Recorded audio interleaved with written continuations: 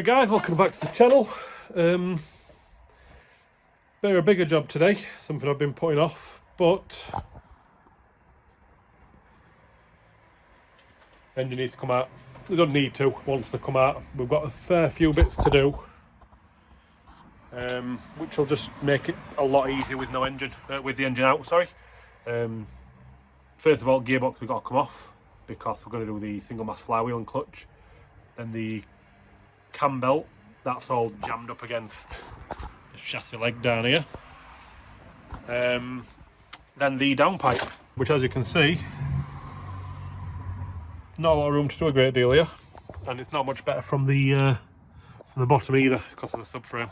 I've time-lapsed where I've got to at this point. I'll chuck that in the video. Before I parked it up, I had the aircon degassed, moved all that. It's all down there and basically everywhere. But I've got myself to a point now where I don't want to keep going until I start marking things up. Like I've got wiring hanging out. I'm going to start forgetting what plugs are, so I'll just bit of masking tape around them with a bit of writing on the masking tape, let me know what it is in case I forget. But I use a last bit of masking tape because I had some friends over to help me get cage back in the car, but we wrapped it all in bubble wrap and used masking tape to hold the bubble wrap in place. So Vern, Rue, massive shout out, couldn't have done it without you. Also Rue brought me cream eggs and Vern brought me a sausage roll, so bring me food, I'm always going to love you.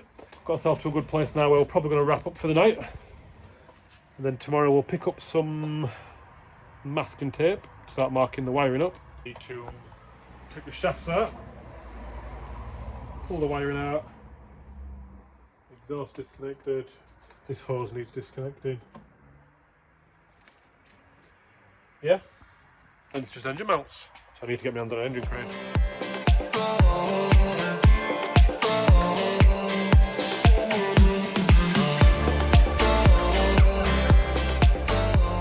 The loom is mostly off, ready to go, tagged up, tag everything, even if you know where it goes. Mainly because then you're not going to forget to put it back in. I'll show you what I mean. So that's your loom with all its little tags. Let's say you lay that loom over there. As you plug the knock sensor back in, pull that tape off. If you've got any plugs left with tape on them, you know it's not plugged in, so you're not going to forget to plug something in. So yeah, but yeah, the loom's ready to tuck away, apart from the multi-plug here that goes up to the injectors and the coils. The problem is, whoever swapped it has run this evap plug in with them. I think that's what it is anyway. And done like a little link piece here, which means if I unplug this, it's still going to be connected, which means I'm going to have to unplug all the coils, mark them all up, so I mean they fall in place, but mark them all up. Same with the injectors, and then the loom will, should in theory all just tuck out of the way. Then I think it's just the shafts and the engine can come out. Right, we've hit a bit of a stopgap. The engine is literally held in now. So clutch line's off, it's there, made a little end for it, so it didn't leak all over. But torque mount's off, the back engine mount's off, everything's off apart from that engine mount, and the shafts. But the hub nuts snapped my breaker bar, so I thought, well, I'll just take the bottom ball joints out and leave the whole thing away, and snapped my adapter, which I know it's not its intended use before you have a go, but kind of stuck.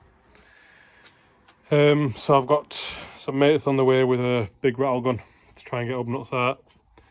I'm hoping we can use the engine crane and get the engine out today, so I can return the engine crane back to a mate of mine.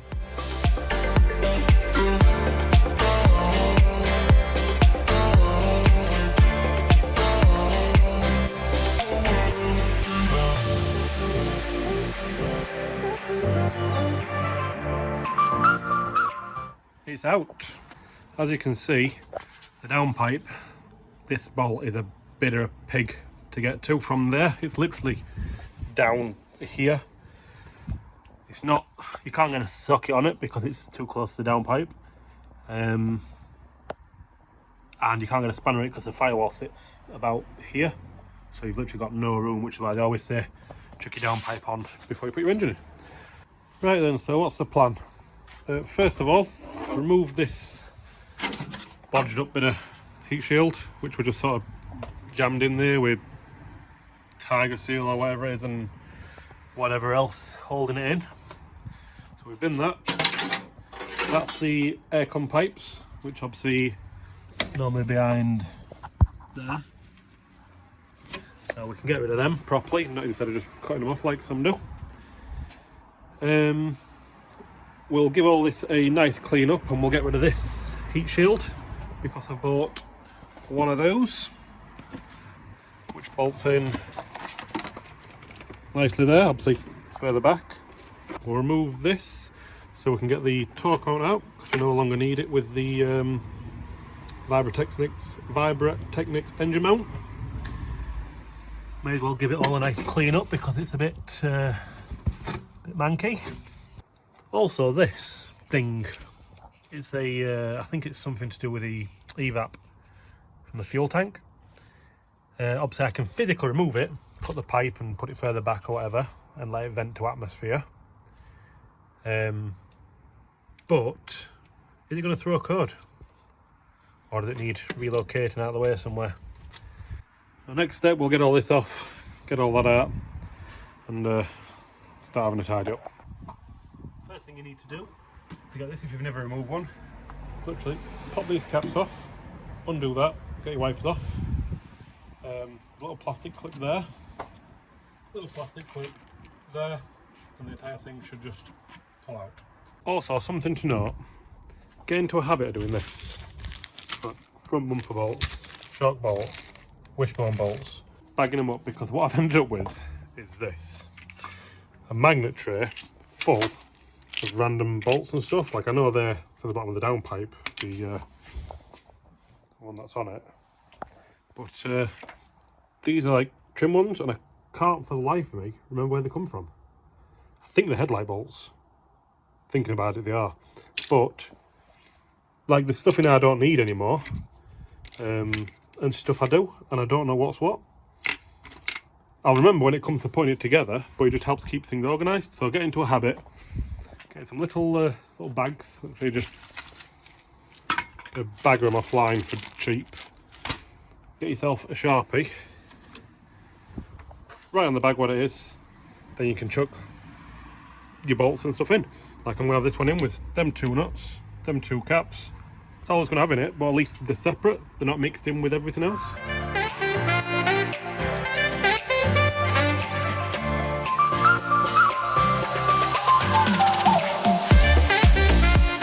There you go, quick clean up of the engine bay.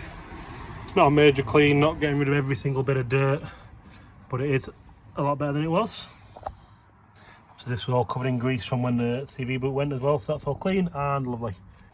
Right, so I'm not sure what to do with that. I put a post on the Meglio group, see what everyone else has done. Leave that for now.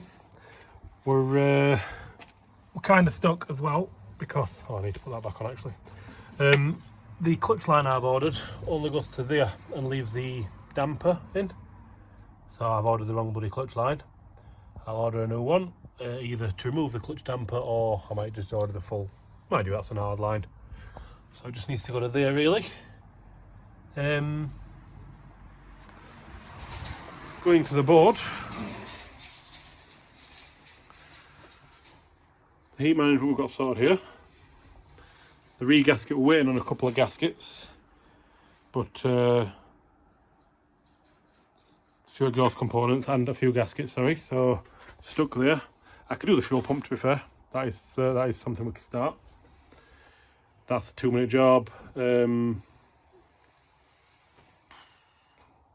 We're a bit stuck with all these until we can get the engine back in. I can do a clutch and flywheel. Bushers. We'll do the front anti-roll bar bushers while we're in here. Should be quite simple. This one's nice and easy to get to. Undo the bolt at the front. That's the same. It's got a bolt. It's a bit dirty still in there. It's got a bolt just there. Undo the bolt. The entire thing comes away and you replace the bush. Right, so this side nice and easy. Even with the engine in, plenty of room to get down back with a socket.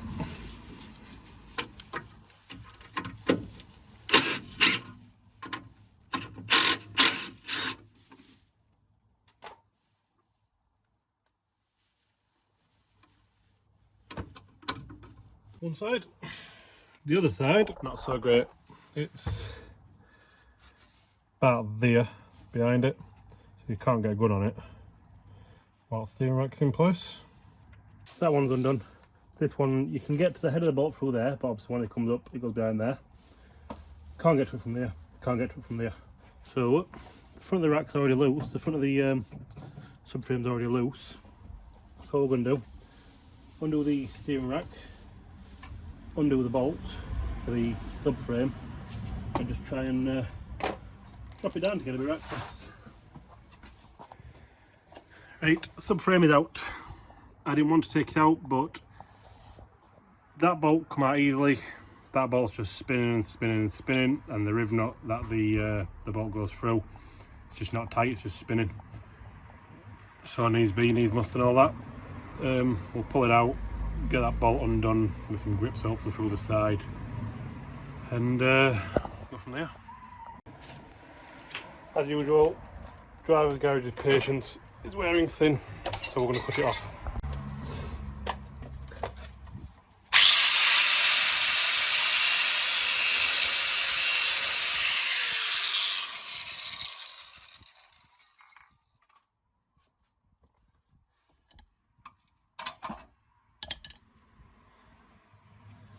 The good news, it's out.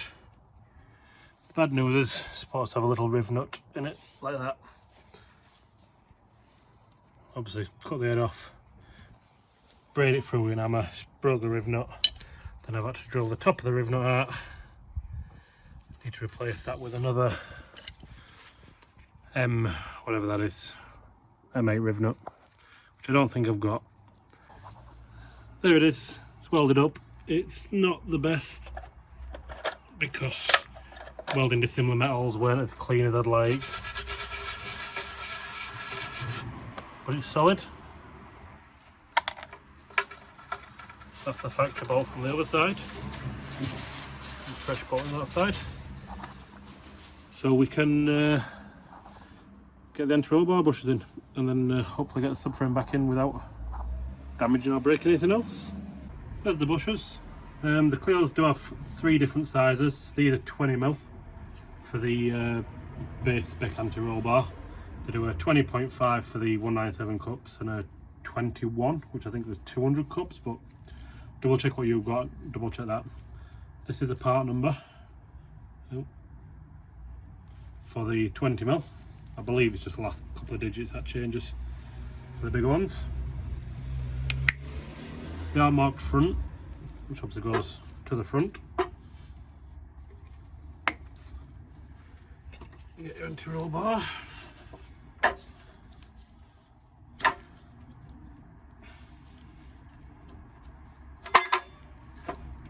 The old bush is off, factory bush.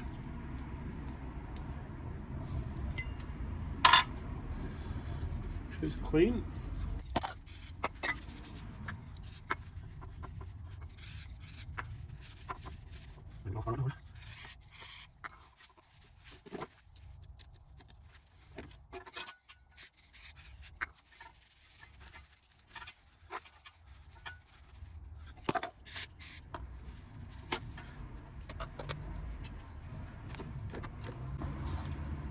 That's your orientation of your anti-roll bar.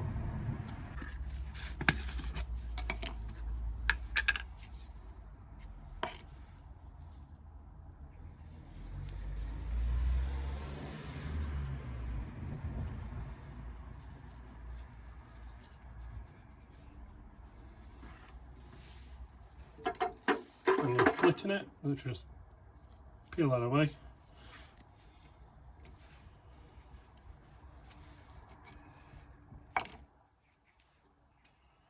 Around the bar.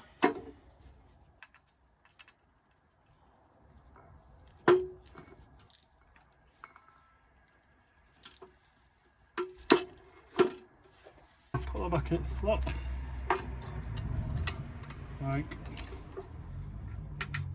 that. Do the same on the other side.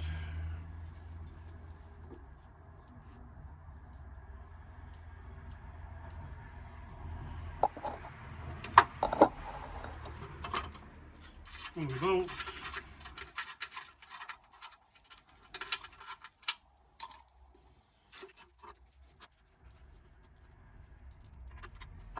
They are a lot snugger, so I don't know if you can see, but the hole doesn't line up just because the bushes are so much bigger, basically, they're newer. So it's just a case of forcing it in, basically.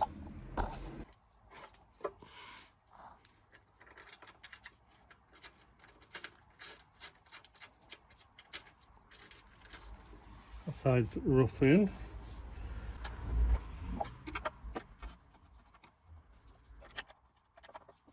Oh.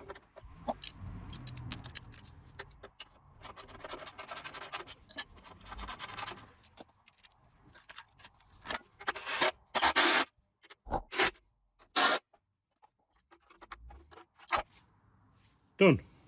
Just need to get the subframe back in the car.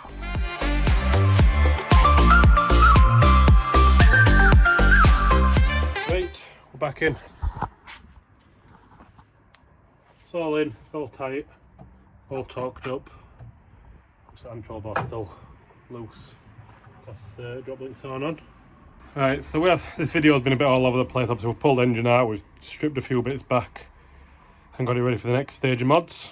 Control bar bushes are in though, so we're making progress, which means we can mark off another thing. There we go. 5 weeks left, yeah? So I'm going to probably finish this video up here now. This video has just been all over and it's probably a mess. But one bit of good news, that thing, evap line, evap valve, it can be removed, it can be coded out. So we can remove that, trace the line back under the car and just put like a vent on it. It's one less thing cluttering the engine bay. So yeah, thanks for watching if you've got this far in the video. Sorry this video has been all over the place, but we are making progress. Next video is probably going to be a few engine tweaks, you know, cam belt, flywheel, and starting to re-gasket. Still waiting for loads of parts. All my exhaust components are still waiting for. My gas gold coil overs I ordered from Supreme Motorsport. I've been waiting for them for 12 weeks so far. Then just a few gaskets and bits and bobs I'm waiting for now. So yeah, hopefully they'll be in time for the next video. What I'm going to do now off camera is have a bit of a tidy up because I've made a mess. We've got the engine on a wheeled dolly. I'm just sort of wheel it out of the way so I can return the engine crane to my mate Ben. So yeah, thanks for watching. Catch you in the next one.